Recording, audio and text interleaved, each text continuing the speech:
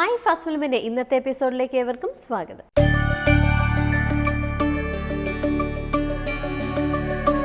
വടക്കാഞ്ചേരിയിൽ വടകരി വീട്ടിൽ അബൂബക്കറിന്റെയും നദീറയുടെയും മകനായ ജനനം.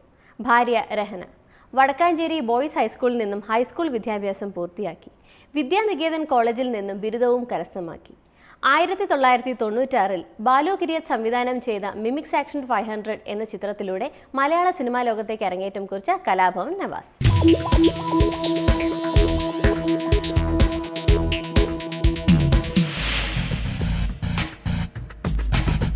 ഫാദറിൻ്റെ ഒരു എനിക്ക് തോന്നുന്നു ആ ബ്ലഡിൽ അതുകൊണ്ടായിരിക്കാം എല്ലാവർക്കും അറിയാം അബൂബക്കർ. അദ്ദേഹം പറഞ്ഞു തന്നിട്ടുള്ള കുറേ കാര്യങ്ങൾ, അദ്ദേഹത്തിൻ്റെ പ്രകടനങ്ങൾ ഒക്കെ സ്വാധീനിച്ചിട്ടുണ്ടാവാം. പിന്നെ എല്ലാവരും പറയുന്ന പോലെ അച്ഛൻ ഡോക്ടറായി കഴിഞ്ഞാൽ അല്ലേ മകൻ ഡോക്ടറാവുന്നു, അല്ലെങ്കിൽ വേറെ പ്രൊഫഷനാണെങ്കിൽ അവർ അതിലേക്ക് പോകുന്നു. കൂടുതൽ സപ്പോർട്ടിങ് ഇതിനൊരു മക്കൾക്ക് ഇങ്ങനെ ആവണം എന്നൊരു ചിന്തയൊന്നും ഫാദർ ഉണ്ടായിരുന്നില്ല. വളരെ സൈലൻ്റ് ആയിട്ടുള്ളൊരു സപ്പോർട്ടിങ് ആയിരുന്നു. നിങ്ങൾക്ക് ഏതാണ് നിങ്ങൾ ഡിസൈഡ് ചെയ്യുക, നിങ്ങളുടെ താല്പര്യങ്ങൾ, അത്തരത്തിലുള്ളൊരു ഇത് മാത്രമേ ഉണ്ടായിരുന്നുള്ളൂ. പിന്നെ ഞങ്ങളുടെ ഇഷ്ടമാണ്, നമ്മൾ ഫീൽഡിൽ വരണം, നന്നായിട്ട് അഭിനയിക്കാൻ പറ്റണം, നല്ല അവസരങ്ങൾ കിട്ടണം, കലാപരമായിട്ടുള്ള കഴിവുകളൊക്കെ പ്രകടിപ്പിക്കാൻ കൂടുതൽ വേദികൾ ഞങ്ങൾക്കന്ന് കിട്ടിയിരുന്നു. ഞാനും ബ്രദർ നിയാസ് എല്ലാവർക്കും അറിയാവുന്നൊരു കലാകാരനാണ്. ഞങ്ങൾ ഒരുമിച്ചായിരുന്നു മിമിക്രി കലാപരിപാടികളൊക്കെ ആദ്യം ചെയ്തിരുന്നത്. യാദൃശ്യമായിട്ട് ഞാൻ എറണാകുളത്ത് വരുന്നു, അങ്ങനെ കലാഭവനിൽ ചേരുന്നു.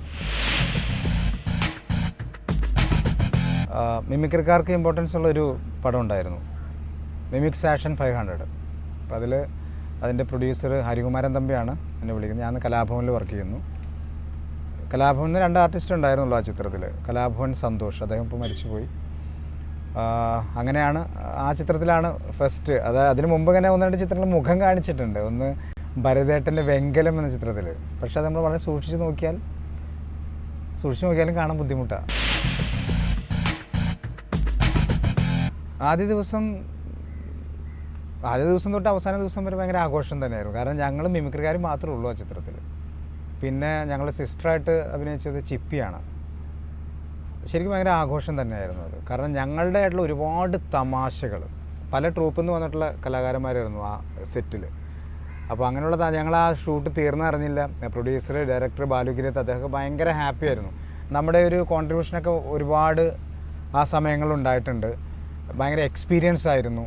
കാരണം ഇത്രയും സന്തോഷിച്ച ഒരു സെറ്റ് ഉണ്ടായിട്ടുണ്ടെന്ന് വെച്ചാൽ ഇപ്പോഴും എനിക്കത് ഓർക്കാൻ കഴിയുന്നില്ല. ആ ഒരു സെറ്റ് അത്രയും മനോഹരമായിട്ടുള്ള ഒരുപാട് കാര്യങ്ങൾ ഓർക്കാവുന്ന ഒരു സെറ്റായിരുന്നു അത്. എനിക്ക് എന്നിൽ ഉള്ള ചെറിയ കഴിവുകളെ കണ്ടെത്തിയത് ബാലു കിരിയത്ത് തന്നെയാണ്.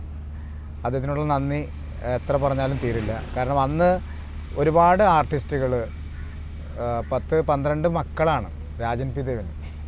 അദ്ദേഹത്തിൻ്റെ ഈ മക്കളിൽ ഓരോ സീൻ വരുമ്പോഴും ഓരോ ഷോട്ട് എടുക്കുമ്പോഴും അഭിനയിക്കുന്ന എല്ലാവരും ഫസ്റ്റ് ടൈമാണ്. അപ്പോൾ അഭിനയിക്കുന്ന അവരുടെയൊക്കെ ടാലൻറ്റ് എന്താണെന്ന് അദ്ദേഹം ഭയങ്കരമായിട്ട് വാച്ച് ചെയ്തിരുന്നു.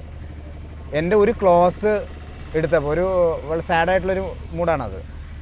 അതിൽ സിസ്റ്റർക്ക് എന്തോ സംഭവിച്ചെന്ന് പറഞ്ഞാൽ അതിൻ്റെ ക്ലോസ് എടുക്കുന്ന സമയത്ത് എനിക്കത് മനസ്സിലായില്ല. ഞാൻ ആ റിയാക്ഷൻ കഴിഞ്ഞപ്പോൾ അദ്ദേഹം എന്നെ കെട്ടിപ്പിടിച്ചിട്ട് പറഞ്ഞു നന്നായിരുന്നു എന്ന് പറഞ്ഞു. എനിക്ക് മനസ്സിലായി. അപ്പോൾ അതിന് ശേഷം എനിക്ക് മനസ്സിലായിട്ടില്ല, കൂടെ ഉള്ളവർക്ക് മനസ്സിലായില്ല. എന്താ നീ ഇപ്പോൾ ചെയ്ത്? ഞാൻ പറഞ്ഞു ഞാൻ ജസ്റ്റ് ഇങ്ങനെ നോക്കി, അത്രേ ചെയ്തുള്ളൂ, അത് കറക്റ്റാണ്, നീ പഠിച്ചിട്ടാണ് പറഞ്ഞത്. അപ്പോൾ ഞാൻ ഓക്കെ എന്നൊക്കെ പറഞ്ഞു പോകുന്നു. പിന്നീട് മായാജാലം എന്നുള്ള ചിത്രത്തിലേക്ക്, കളമശ്ശേരി കല്യാണ യോഗം ചിത്രത്തിലേക്ക് ക്യാരക്ടർ റോളിലേക്ക് വിളിക്കുന്നത് ബാലു സാറാണ്. അദ്ദേഹം ആ ഒരൊറ്റ ചിത്രത്തിൽ അദ്ദേഹത്തിന് എന്നെ ഇഷ്ടപ്പെട്ടുകൊണ്ടാണ് ഒരു വഴിത്തിരിവായത് ആ ചിത്രം. നായിക എനിക്കൊരു മാട്ടുപ്പെട്ടി മച്ചാൻ എന്ന ചിത്രത്തിലാണ് എനിക്ക് നായികനെ സോണിയ. ശരി, ഒരുപാട് സീൻസൊന്നുമില്ല, വളരെ കുറച്ചേ ഉള്ളൂ. ഒരുപാട് എക്സ്പ്ലെയിൻ ചെയ്യാൻ പറ്റുന്ന രീതിയിലുള്ള ഒരു സംഭവമൊന്നുമില്ല. പിന്നീട് മീനാക്ഷി കല്യാണം, അതിനുശേഷം വന്ന നായികയാണ് ഇപ്പോൾ എൻ്റെ ഭാര്യ രഹന. ഈ ചിത്രം തന്നെയാണ്, മിമിക്സ് ആക്ഷൻ 500 തന്നെയാണ്. ഞങ്ങളുടെ ഡബ്ബിങ്ങിന് ശേഷം അതിൽ പല ക്യാരക്ടേഴ്സിനൊക്കെ ഡബ് ചെയ്തിട്ടുണ്ട്. അത് പിന്നീട് അബദ്ധം തോന്നിയിട്ടുണ്ട്. കാരണം വെച്ചാൽ അദ്ദേഹത്തിന് വേറെ ചിത്രങ്ങളൊക്കെ വന്നപ്പോൾ, ബാലുസാറിൻ്റെ അല്ല തമ്പി സാറിൻ്റെ ചിത്രങ്ങൾ വന്നപ്പോൾ ഗ്ലോറിയ ഫെർണാണ്ടസ് ഫ്രം USA എന്ന ചിത്രം 13 പേർക്ക് ഞാൻ ഡബ് ചെയ്തിട്ടുണ്ട്. അതിൽ പപ്പുച്ചേട്ടൻ വളരെ അവശതയിലിരിക്കുന്ന സമയത്ത് അദ്ദേഹത്തിൻ്റെ അനുമതിയോട് കൂടി തന്നെ അദ്ദേഹത്തിന് ഞാൻ ഡബ് ചെയ്തിട്ടുണ്ട്.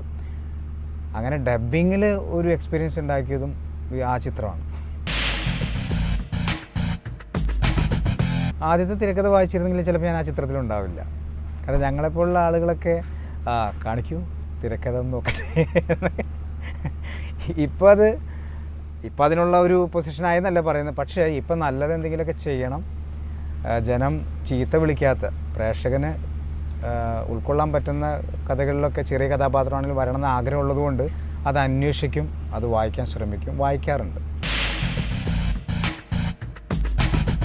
ഫസ്റ്റ് സോങ് ചിപ്പിയുമായിട്ട് ഞങ്ങൾ ബ്രദേഴ്സ് എല്ലാവരും കൂടെയുള്ള സോങ് ആയിരുന്നു. രണ്ടും കൽപ്പിച്ചുള്ള കളി തന്നെയായിരുന്നു അത്. എല്ലാവരും ഈ ലിറിക്സ് നമ്മൾ ഡിവൈഡ് ചെയ്തിട്ടാണ് എല്ലാവർക്കും വരുന്നത്. അപ്പോൾ അതുകൊണ്ട് എക്സ്പീരിയൻസിന് പ്രോബ്ലം ഉണ്ടായിരുന്നു. കാരണം നമുക്ക് അതിന് പരിചയമില്ലാത്തതിൻ്റെ കുറേ പ്രശ്നങ്ങൾ അന്നുണ്ടായിരുന്നു. പിന്നെ ഷോട്ടൊക്കെ പല പ്രാവശ്യം ഷൂട്ട് ചെയ്യേണ്ടി വന്നിട്ടുണ്ട്. എന്തായാലും ഭയങ്കര 2 സോങ് ഞങ്ങൾക്ക് അതിലുണ്ടായിരുന്നു, ഫുൾ സോങ് ആയിരുന്നു. ഇതിൽ ഹാസ്യമുണ്ട്. മിമിക്സ് ആക്ഷൻ 500 എന്ന ചിത്രത്തിൽ ഒരു സീൻ രാജൻ പി ദേവിനെ അനുകരിച്ചുകൊണ്ട് ഞാൻ സംസാരിക്കുന്നുണ്ട്. അമ്മ KPSC എഴുതുക, കുറച്ച് കാശ് ഞങ്ങൾക്ക് ആവശ്യമുണ്ട് അടിച്ചു പൊളിക്കാൻ. അപ്പോൾ അത് അമ്മയുടെ അടുത്ത് ചോദിച്ചാൽ കിട്ടില്ല, അച്ഛൻ്റെ ചോദിച്ചാൽ കിട്ടില്ല. അങ്ങനെ ഞാൻ ബാത്റൂമിനകത്ത് കയറിയിട്ട് രാജേട്ടൻ്റെ വോയിസിൽ, അത് ഡബ് ചെയ്തിരിക്കുന്ന രാജേട്ടൻ തന്നെയാണ്. അദ്ദേഹം മനോഹരമായി ചെയ്തു. എക്സ്പ്രഷനൊക്കെ ഏകദേശം ഓക്കെ ആയതുകൊണ്ട് മാച്ചായി. അതെനിക്ക് ആ സിനിമ റിലീസിന് ശേഷം ഒരുപാട് പേരെൻ്റെ അടുത്ത് പ്രത്യേകം എടുത്ത് പറഞ്ഞിട്ടുണ്ട്.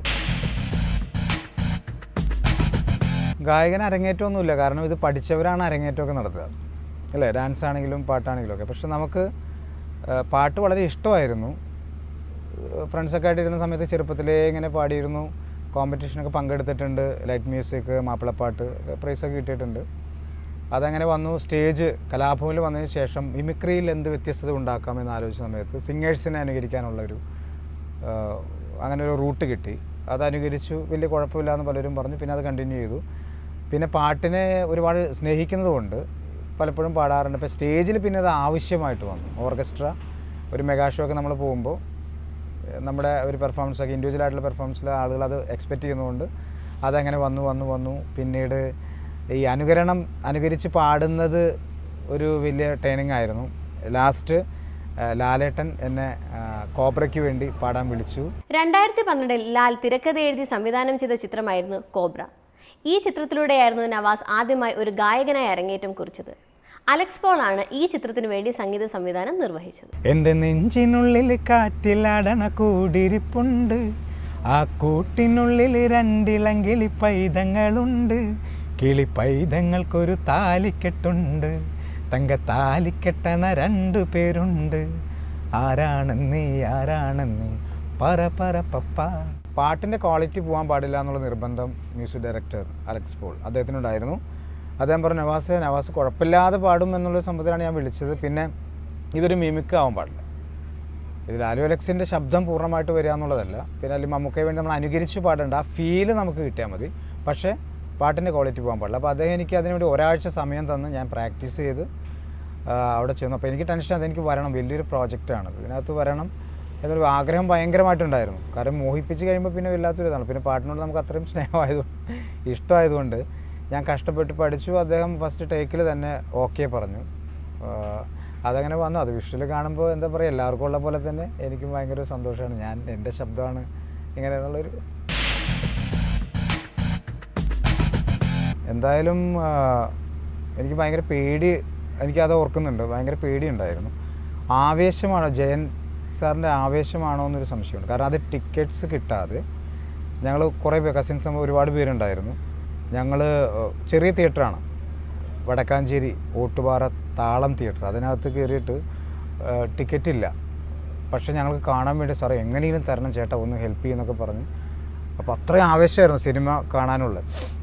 ആവേശം കാണാൻ ഭയങ്കര ആവേശമായിരുന്നു. അങ്ങനെ കയറി തിയേറ്ററിനകത്ത് കയറി ഞങ്ങൾ ഇപ്പോഴും ഓർമ്മയുണ്ട്. സ്ക്രീനിൻ്റെ സൈഡിൽ ഞങ്ങൾ കുറേ പേര് ഇങ്ങനെ നിൽക്കുന്നു. അവിടെ പുലിയൊക്കെ പിടിച്ചുകൊണ്ട് ജയൻ സാർ ഇങ്ങനെ നിൽക്കുന്ന സംഭവങ്ങളൊക്കെ. പിന്നെ ഈ ഇരുന്ന് കാണാൻ പറ്റാത്തതിൻ്റെ ടെൻഷൻ, ആളുകളുടെ തള്ള്, അത് ഭയങ്കര ഒരു പേടിയുണ്ടാക്കിയിട്ടുള്ള ഒരു സിറ്റുവേഷനായിരുന്നു. നമ്മൾ എത്ര കഴിവുള്ളവരാണെങ്കിലും നമ്മുടെ പ്രൊഫഷനാണിത്, നമ്മളിതിനകത്ത് സാമ്പത്തികമായിട്ടൊക്കെ പ്രതീക്ഷിക്കുന്നതൊക്കെ ഇതെല്ലാം ഉണ്ടെങ്കിലും കലാകാരൻ ആഗ്രഹിക്കുന്നത്, ഒരു കലാകാരി ആഗ്രഹിക്കുന്നത് ഞാൻ പെർഫോം ചെയ്യുന്നത് മറ്റുള്ളവർ കാണണം, അവർ ഇഷ്ടപ്പെടണം, അവരെ അംഗീകരിക്കണം, അവർ പ്രോത്സാഹിപ്പിക്കണം, അവർ അനുഗ്രഹിക്കണം. ഇങ്ങനെ കുറേ ഘടകങ്ങളുണ്ട്. അപ്പോൾ ശരിക്കും പറഞ്ഞാൽ ഇതെല്ലാം ചെയ്യുന്നത് പ്രേക്ഷകന് വേണ്ടിയിട്ടാണ്.